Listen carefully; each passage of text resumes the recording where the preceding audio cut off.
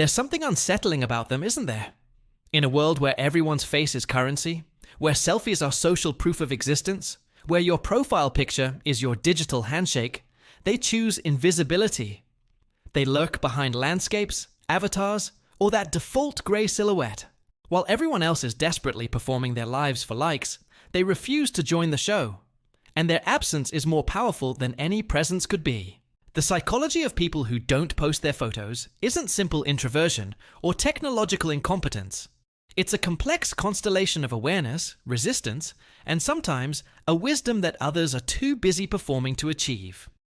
They've opted out of the greatest social experiment in human history, the voluntary surrender of privacy for validation, and their refusal reveals truths about human nature that the selfie-addicted can't see. Some are protecting themselves from a pain you don't know about. The person whose appearance has been criticized so thoroughly that visibility feels like violence. The abuse survivor who knows their abuser is searching. The person whose body doesn't match society's narrow definition of acceptable. They've learned that invisibility is armor, that being unseen is being safe. Their blank profile isn't emptiness, it's a fortress. I knew a brilliant woman who never posted her photo anywhere. Turns out she'd been stalked for years. Every photo was a breadcrumb for her stalker. Every tag, a GPS coordinate to her life. Her invisibility wasn't fear. It was strategy. While others broadcast their locations in real time, she moved through the digital world like a ghost. Present, but untraceable. Then there are the ones who understand something most people don't. Your image is data, and data is power. Every photo you upload trains facial recognition algorithms. Every selfie feeds the surveillance machine. Every tag creates a map of your relationships. They're not paranoid. They're aware. They know that in the attention economy, refusing to provide content is a form of rebellion. The psychology of visual absence creates a particular kind of power. When everyone else is immediately readable, categorizable, judgeable by their appearance, the faceless person remains a mystery. They can't be dismissed for their looks, desired for their beauty, or prejudged by their presentation. Every interaction has to be based on their words, thoughts, ideas, not their cheekbones or their fashion sense. Some are protecting their professional lives from their personal ones. The therapist who knows clients will search for them. The teacher who doesn't want students finding beach photos. The executive who understands that every image can be weaponized in corporate warfare. They've created boundaries between their various selves that photos would dissolve. There's a deep philosophical stance in photo refusal. These people often understand that the image is not the person, that representation is not reality, that the map is not the territory. While others confuse their curated images with their actual selves, the photo abstainers maintain a healthy separation between being and appearing. They exist without needing to prove their existence through pixels. I watched a friendship change when one person finally met someone they'd only known online without photos. Years of connection based purely on conversation, ideas, humor. When they finally met, there was shock.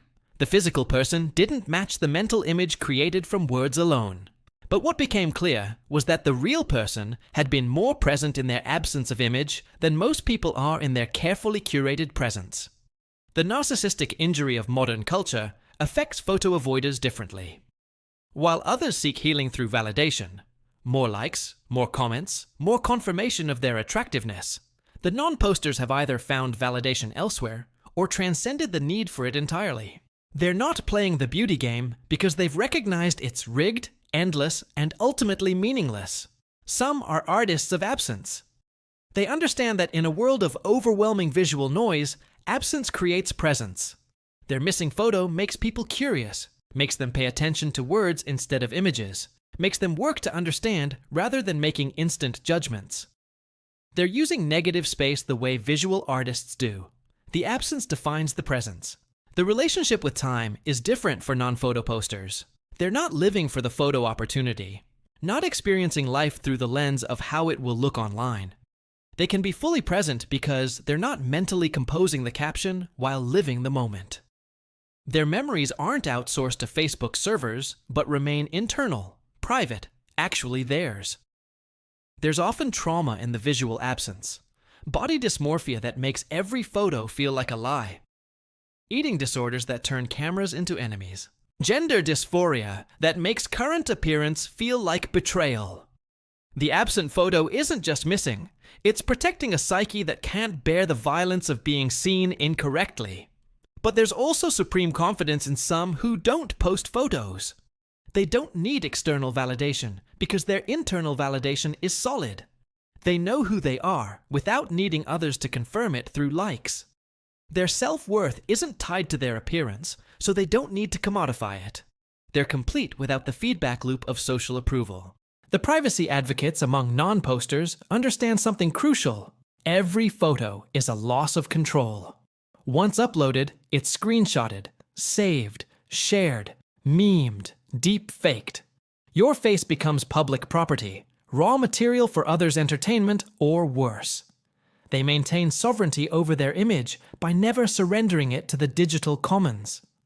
I knew someone who conducted an experiment, created 2 identical profiles, one with photos, one without. The interactions were completely different.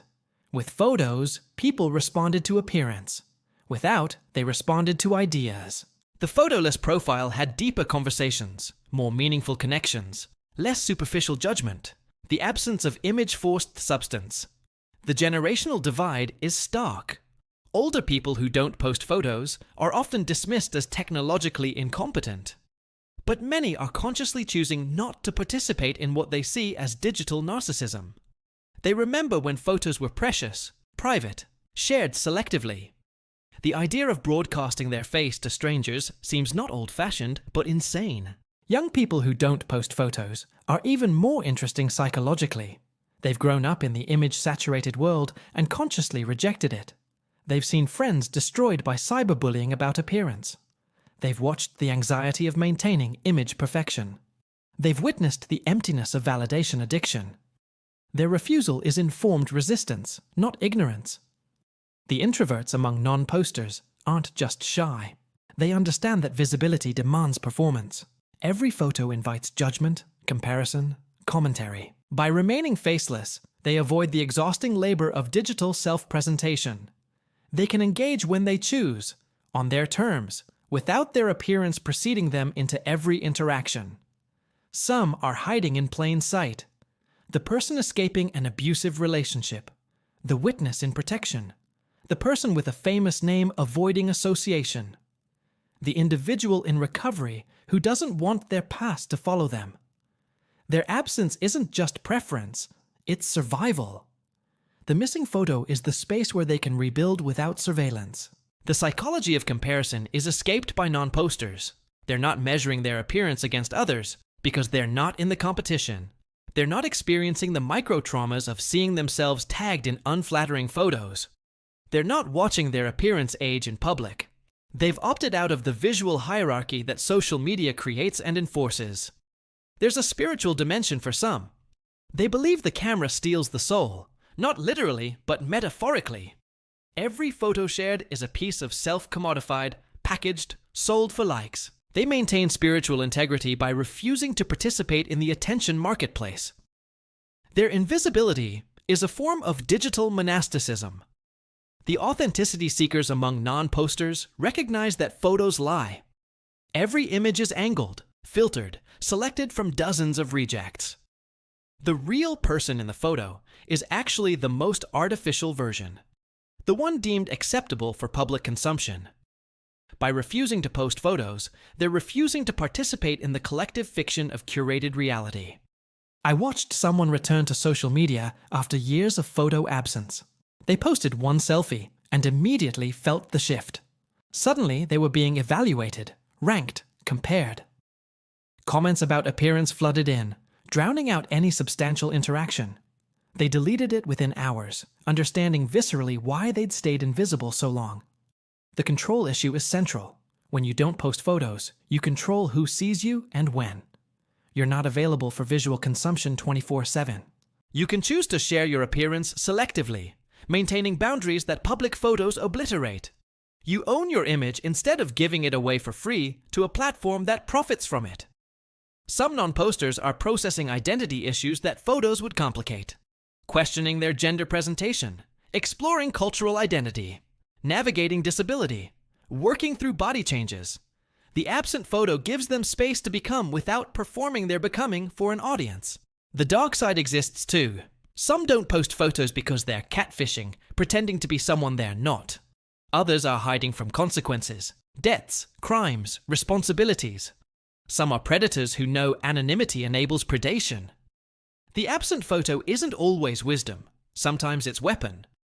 But for most, the psychology of not posting photos is about maintaining something precious in a world that demands everything be public. They're protecting their privacy, their sanity, their sense of self from the corrosive effects of constant visual judgment.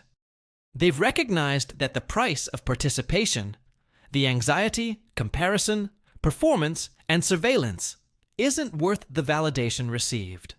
The future might vindicate them. As facial recognition becomes ubiquitous, as deepfakes proliferate, as image-based harassment intensifies, those who kept their faces off the internet might seem prescient rather than paranoid.